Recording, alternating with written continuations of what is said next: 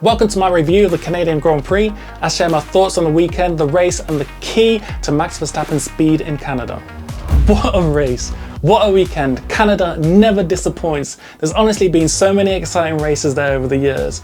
We had drama right from the start with the CCTV cameras not working in free practice 1, which meant the cars couldn't go out on track. The stewards explaining that it was for safety reasons as they need to see every part of the circuit.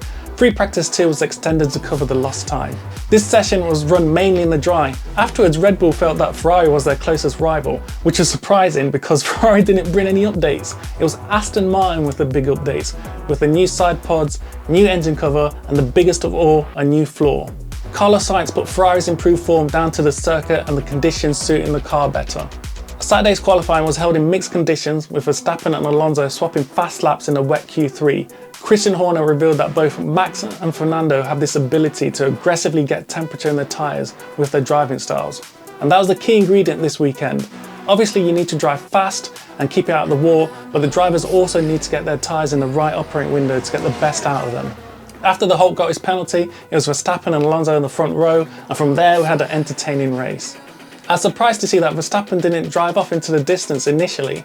Max was struggling to get the tyres into the operating window, but Red Bull's a lot better at tyre deg races, where it's important not to wear out the tyres.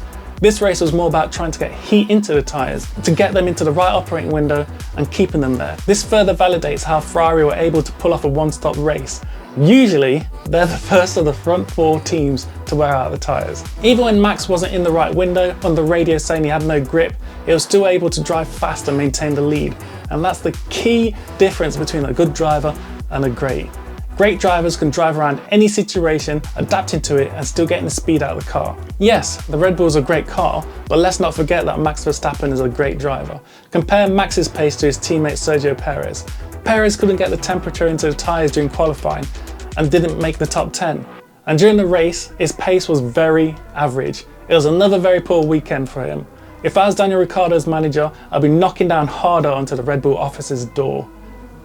But yeah, Max has now won 41 races, the same amount as a late great Ayrton Senna, and that's 100 race wins for the Red Bull team, an energy drinks company just to remind you. Only the 5th team to do so, behind Ferrari, McLaren, Mercedes-Benz and Williams. Plus it's also 200 wins for Adrian Newey, the greatest designer in Formula 1 history. It was nice to see Newey join Verstappen on the podium, because he really does deserve to be up there. And as much as I talk about getting tyres to work in operating windows, there's 2 other significant parts of Red Bull operating within their windows, and that's Max Verstappen and Adrian Newey. Feel free to let me know your thoughts in the comments. Thank you for watching and enjoy the next race.